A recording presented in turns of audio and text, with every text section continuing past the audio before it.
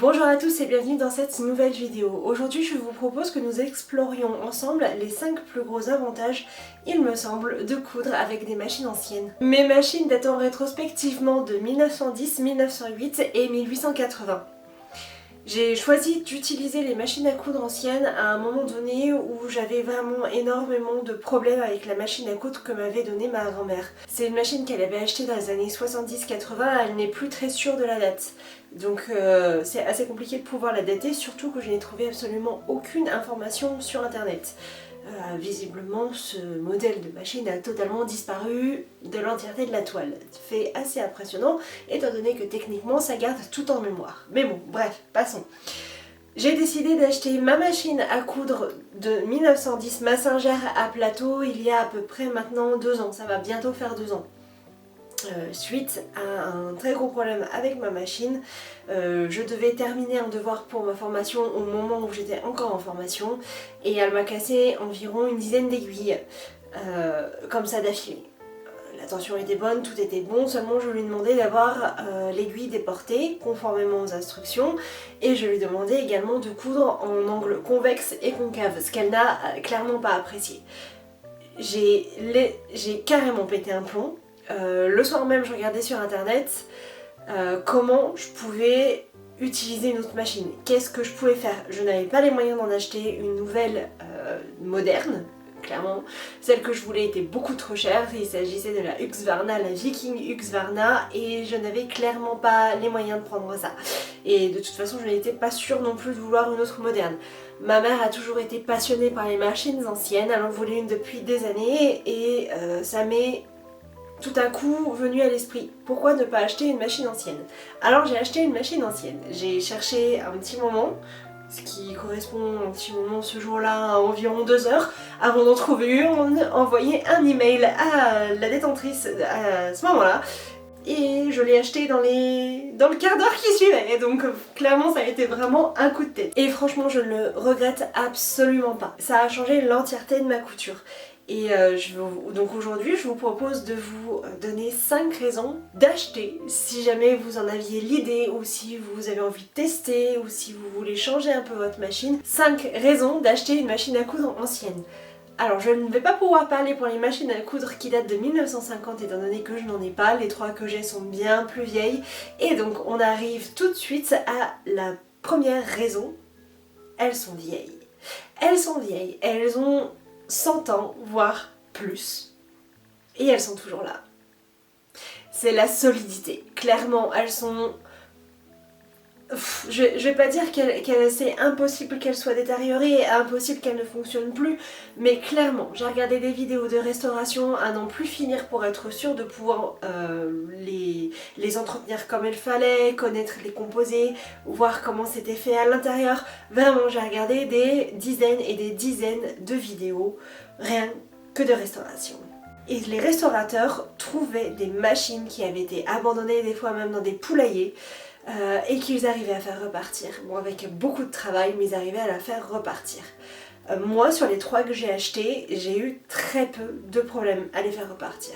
La première, celle de 1910, elle était très grasse, elle était près d'une cuisine, donc forcément, il a fallu tout la nettoyer entièrement, ça a pris énormément de temps, mais elle fonctionnait sans problème.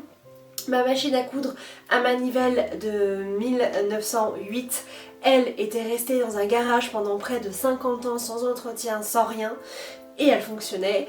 Et pour ma machine de 1880, elle était restée dans la collection d'une personne qui malheureusement était décédée et donc sa famille vendait ses machines. Il avait plus d'une centaine de machines qui n'avaient pas tourné depuis des années.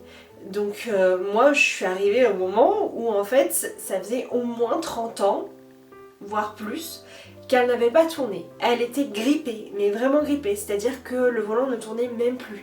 Il a fallu la dégripper, il a fallu la nettoyer entièrement, et elle est repartie.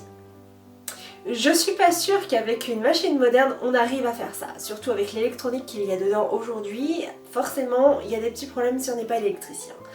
La machine à coudre que m'avait donnée ma grand-mère avait énormément de problèmes quand je l'ai emmenée en réparation, quand j'ai fait faire la visite annuelle et tout, qui n'ont pas été réglés. C'est-à-dire que j'ai dépensé 80 €, donc les 80 € normales à chaque entretien dit annuel pour les machines modernes, qui n'ont strictement rien changé. Avec mes machines anciennes, j'ai la main complète dessus, je peux tout faire. On peut retrouver des pièces sur eBay, sur des machines qui malheureusement ne fonctionnent plus parce qu'elles ont été désossées par d'autres personnes. Les pièces sont très chères, oui, mais au moins j'ai la main dessus à 100%. Donc ça, c'est la première raison pour acheter une machine à coudre ancienne. Vous pouvez vous en occuper seul. Ce qui m'amène à la seconde raison valable pour acheter une vieille machine à coudre. Il s'agit du prix. On peut en trouver des très peu onéreuses, on peut en trouver qui sont données par des gens qui veulent s'en séparer. Il y a vraiment énormément de moyens de pouvoir en trouver une. Bon, après, c'est sûr qu'en fonction des marques, les prix varient énormément. Par exemple, une Singer sera toujours moins chère qu'une Wilcox Gibbs. Les Wilcox Gibbs sont très chères, très peu ont été construites, très peu ont été vendues. Donc on tourne plutôt autour des 1000 € la machine. Mais ça, c'est autre chose encore. C'est vrai qu'on a aussi la condition du nombre de machines qui ont été créées par rapport à la marque. Singer en a créé énormément, donc forcément les prix sont plus bas que par exemple ma Clemens Müller qui elle en avait beaucoup moins d'après les fichiers qui ont été construites, donc qui sont un peu plus chères mais qui restent bien plus abordables qu'une Wilcox Gibbs. Ensuite, étant donné que vous n'avez pas du tout les entretiens annuels à 80 €, et ben ça déjà c'est de l'argent mis de côté. Et ensuite il n'y a pas de frais d'électricité. Donc on met encore de l'argent de côté parce que bien évidemment, coudre avec une machine électrique chiffre au niveau de la facture d'électricité. Alors je suis d'accord, ça chiffre pas autant qu'un four ou autant qu'un four à micro-ondes ou qu'un aspirateur, mais tout de même à la fin ça chiffre pas mal. Moi j'ai vu ma facture d'électricité augmenter à partir du moment où j'ai acheté ma machine à coudre et que j'ai commencé à coudre, et diminuer à partir du moment où je l'ai mise en rencard et que j'ai commencé à coudre avec des machines anciennes. Donc déjà je trouve que c'est plutôt pas mal. Ensuite, étant donné que vous n'avez pas de main d'œuvre externe à prendre en compte sur la machine, ça aide aussi. Parce que ramener une machine en révision pour qu'il n'y ait aucun changement et devoir en refaire une autre 3 mois après, ça pose encore problème. C'est des questions qui arrivent souvent. Moi j'ai vu plusieurs fois sur des forums des personnes qui n'étaient pas du tout satisfaites de la révision qui a été faite sur leur machine et qui du coup devaient la refaire. Voilà. Et puis de toute manière on n'est jamais à l'abri avec l'électronique d'une panne. Et étant donné qu'on en met de plus en plus aujourd'hui dans notre société, forcément les pannes sont de plus en plus importantes. C'est comme pour les voitures. Les vieilles voitures qui datent des années 50, on peut toujours les bricoler, les voitures qui sortent aujourd'hui, beaucoup moins. On est forcément obligé d'aller directement voir un constructeur, un réparateur, voire même un garagiste. Les pièces sont très chères de rechange et puis en plus on va aussi chiffrer sur la main d'œuvre. Là ce n'est pas le cas sur les machines anciennes. La main d'œuvre, c'est vous. Et pour l'entretien, c'est assez simple, il suffit de huiler les circuits. Une fois qu'on connaît l'articulation de la machine, une fois qu'on connaît le squelette interne de la machine, c'est plus simple de pouvoir opérer dessus. Alors après, je ne dis pas que pour certaines pannes, il faudrait pouvoir apporter la machine à un réparateur professionnel. C'est possible, mais si on fait très attention à sa machine, qu'on la huile régulièrement, qu'on fait attention à ne pas tirer sur le tissu en cousant, qu'on fait attention aux griffes d'entraînement, à l'aiguille et tout ça, forcément ça aide beaucoup. Et d'ailleurs en parlant d'aiguilles, j'ai remarqué que les aiguilles s'émoussaient beaucoup moins vite. Étant donné que l'aiguille rentre dans le tissu avec beaucoup plus de douceur, forcément elle s'émousse beaucoup moins vite. Donc on chiffre beaucoup moins d'un point de vue des aiguilles. Moi j'avais acheté un stock d'aiguilles qui était assez conséquent et je n'ai pas eu besoin d'en racheter depuis 1 an. À savoir que les constructeurs préconisent environ de changer une aiguille toutes les 10 heures, ce qui déjà techniquement est beaucoup trop et un énorme gâchis. Certains disent à chaque couture, moi clairement ce n'est pas le cas. Sur ma machine à coudre de 1910, j'ai changé 4 fois l'aiguille en 2 ans. Une fois parce qu'elle avait cassé, une autre fois parce qu'elle était émoussée, et une autre fois parce que je sentais qu'il y avait un petit peu d'accroche par rapport à ma couture. Donc j'ai préféré la changer. Et une fois, parce que j'ai écouté les conseils et que j'ai du coup donc gâché une aiguille. C'était la première aiguille que j'avais mise sur ma machine et je l'ai clairement gâchée. Après, je me suis rendu compte que je n'avais pas besoin de changer autant ces aiguilles. Et je vais même vous dire, en 1880, on ne changeait pas les aiguilles, on les aiguisait. Ce qui permettait de faire plus d'économies, parce que les aiguilles étaient très chères à l'époque et du coup les femmes avaient un petit aiguisoir pour aiguilles et se contentaient de les aiguiser. Et changer leur aiguille uniquement si elles cassaient. Voilà. Donc là aussi, encore, c'est un gain d'argent que d'éviter de changer l'aiguille toutes les 10 ans. Un autre gain aussi que j'ai remarqué, c'est que j'utilise moins de fils. Alors c'est un petit peu paradoxal puisque je couds avec des points qui sont très petits, mais j'utilise moins de fils. Par exemple, pour vous donner un ordre d'idée, pour la dernière robe que j'ai faite, donc qui est la robe Lupin de Stitch Maiden, j'ai utilisé 75 mètres de fil. Mais je m'étais trompée, donc j'ai pas mal d'effets par rapport au pli, donc forcément ça n'aide pas. J'ai rajouté des coutures qui techniquement ne devaient pas être présentes comme la bande de gros grains à la taille intérieure. Donc forcément là aussi je vais utiliser pas mal de fils, mais pour le fil directement par rapport à la machine, j'en utilise moins. Mais vraiment moins. Donc forcément je m'y retrouve d'un point de vue budget pour le fil et les aiguilles. Ensuite, quelque chose qui est impressionnant quand on est à la machine et qui m'amène au troisième point de ces 5 raisons d'acheter une machine ancienne, c'est le son. Les 2 machines que j'ai eues qui étaient modernes, donc qui étaient électriques, avaient un son horrible. À la fin de la journée, j'avais la tête comme un compteur. Tout le monde à la maison d'ailleurs. Notamment celle de ma grand-mère qui faisait un bruit à réveiller les morts. Alors autant vous dire que c'était énorme. C'était presque aussi agaçant que le bruit d'une surjeteuse. Voilà. Clairement, j'ai vu la différence quand j'ai commencé à coudre avec ma machine à plateau. Le bruit, c'est totalement autre chose. Il est doux, il est agréable, quasi méditatif. Franchement, ça pose aucun problème. Il n'y a pas besoin d'augmenter le son de la télé quand on veut écouter quelque chose, il n'y a pas besoin d'augmenter le son de la musique non plus. Franchement, même on peut se passer de tout son à côté pour essayer de focaliser sur autre chose que le bruit qui casse les oreilles. Pour moi ça a été vraiment quelque chose d'impressionnant, une véritable révélation. Et encore que ma machine à plateau de 1910 fait plus de bruit que ma machine à manivelle de 1908, qui fait elle aussi un petit peu plus de bruit que ma machine à coudre à manivelle de 1880. C'est-à-dire qu'au fur et à mesure que les années passent, on se retrouve avec des machines qui font de plus en plus de bruit. Bon, aujourd'hui je sais qu'il en existe des quasi silencieuses. Cependant, étant donné que je n'ai jamais cousu avec, que je ne l'ai jamais entendu, je ne peux pas tellement en parler. Et honnêtement, quand on est sujet comme moi à de très réguliers maux de crâne, notamment à la fin de la journée, ça change énormément de choses. Franchement. J'ai toujours été sensible au bruit. Le moindre petit bruit peut m'énerver. J'ai une surstimulation de bruit peut vraiment m'énerver. Je ne supporte pas. Donc ça a changé énormément de choses à ma couture, ça a changé énormément de choses à mon équilibre mental vis-à-vis du bruit. Ça a été vraiment une révélation pour moi que de passer sur ces machines-là, rien que pour ça. Donc voilà, franchement, le bruit, le son, il est 100 fois mieux. Il est plus doux, il est plus calme. Il est métallique, mais pas trop. On n'entend pas ce bruit de vraiment ce crin-crin désagréable, comme s'il y avait un caillou dans je ne sais quoi. Enfin, non, ça, il n'y a pas. À part si votre machine est mal huilée, là par contre ça fait du bruit et ça fait beaucoup de bruit. Ce qui ramène à l'entretien qui se contentera mettre un peu d'huile. Voilà, c'est tout.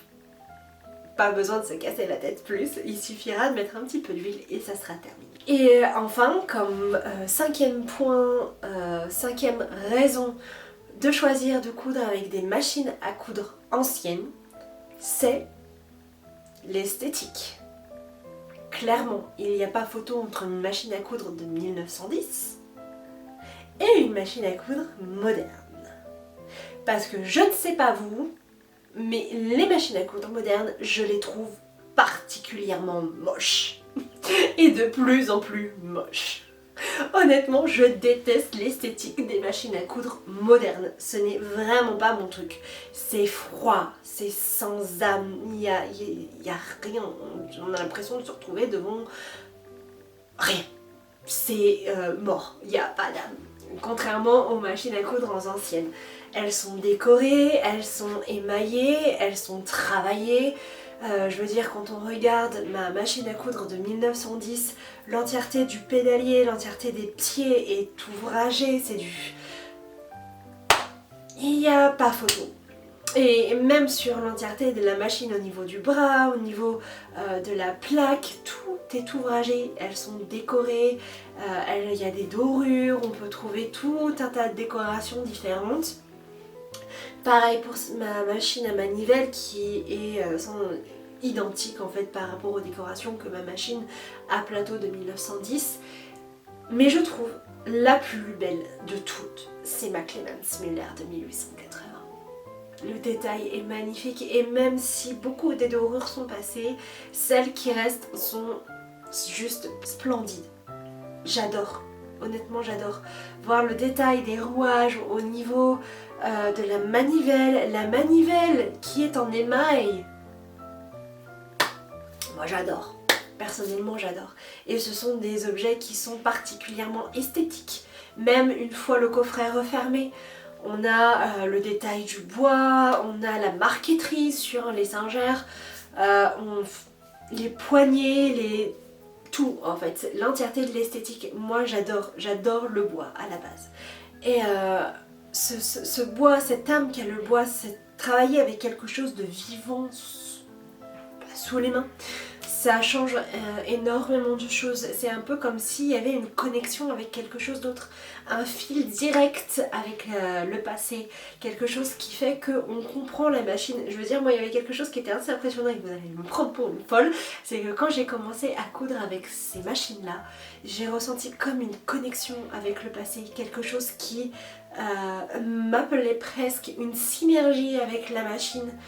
On peut très facilement, ce que je n'ai jamais réussi à faire avec les machines modernes, détecter la moindre petite variation dans le son, la moindre petite variation sous les mains, sous les pieds. On peut vraiment voir l'entièreté de la machine au son, au bruit. Je sais quand ma canette va être vide. Ce que j'ai eu du mal à savoir avec mes deux machines en fait. La première machine, jamais. La seconde de ma grand-mère, elle se mettait à faire un tel boucan que de toute façon je pouvais pas passer à côté. Mais pour les machines, il y a un cliquetis différent. La navette se met à trembler, donc on entend quelque chose de différent d'un point de vue du son. Et c'est facile du coup de savoir que on va terminer son fil, que le fil va être terminé. Et donc de prendre en considération de quand est-ce qu'il va falloir que je m'arrête. Est-ce que je vais pouvoir faire cette couture d'un seul tenant ou est-ce qu'il va falloir que je m'arrête. Est-ce que je peux me permettre de faire un raccord sur cette couture. Voilà. Ça aide parce que faire un raccord sur un arrondi de découpe princesse par exemple, c'est pas joli, mais vraiment pas. Donc là je peux calculer, voir comment faire. Si j'enlève le fil qui reste dans la navette de ma machine et que je le mets de côté pour ma couture à la main, ou si je peux y aller sans problème et terminer comme ça. Ça je pense que c'est pour moi un avantage qui est aussi, qui est pour le coup un sixième avantage avec les machines. Vous aurez un bonus par rapport à ma couture avec elle. Moi franchement ça a révolutionné absolument tout. Ça m'a donné envie de faire des choses que je n'aurais pas imaginé pouvoir faire avec ma machine, avec mes deux, les deux, l'une ou l'autre, la machine moderne. Absolument pas. Clairement ma robe de fête de fin d'année, je ne l'aurais pas faite. Parce que j'aurais pas pu. La machine de ma grand-mère gérait très mal les épaisseurs. Passé 2 épaisseurs, il n'y avait plus personne, c'était fini. Elle buguait, elle cassait les fils, elle cassait les aiguilles, elle faisait des... mince. elle faisait des nœuds, elle bourrait, la canette se dividait dans le mauvais sens, enfin c'était n'importe quoi, c'était franchement véritablement n'importe quoi, un véritable enfer dès qu'on passait les 2 épaisseurs. Et encore, même des fois avec 2 épaisseurs ça n'allait pas. Elle était extrêmement capricieuse, elle allait pouvoir réussir à coudre 2 heures et puis terminer, après c'est fini, elle était fatiguée, il fallait aller la ranger. Non, moi clairement c'est pas ce que je voulais, c'était clairement pas ça. Donc franchement, je ne regrette absolument pas d'être passée pour ma couture sur des machines anciennes. Alors voilà, là ce sont les 5 plus grosses raisons les plus marquantes en fait pour coudre avec des machines anciennes. J'en ai d'autres. Alors si vous voulez une partie 2, n'hésitez pas à me le dire en commentaire. Et si par exemple vous voulez 5 désavantages de coudre avec des machines anciennes, je peux le faire aussi, il va falloir que je cherche un petit peu plus, mais je peux aussi en trouver notamment en me mettant à votre place, par exemple pour quelqu'un qui n'a jamais cousu avec ces machines. Je peux réussir à trouver 5 je pense, mais pas plus, et difficilement, il va vraiment falloir que je cherche, voilà. Donc n'hésitez pas à me mettre en commentaire si jamais vous voulez ces 2 vidéos. En tout cas voilà, j'espère que cette vidéo vous aura plu, vous aura peut-être aidé à faire votre choix si jamais vous cherchiez à savoir si vous alliez passer sur une machine ancienne et mettre votre machine moderne au rencard, ou si vous voulez commencer la couture et commencer directement avec des machines anciennes. D'ailleurs ça me donne une idée, si vous voulez également une vidéo sur mes conseils pour bien débuter en couture avec des machines anciennes, n'hésitez pas à me le mettre en commentaire et je vous ferai une vidéo sur le sujet. En tout cas, si vous avez aimé cette vidéo, je vous invite à la commenter, la partager et la liker, et moi je vous dis à bientôt pour de nouvelles aventures extraordinaires sur ma chaîne.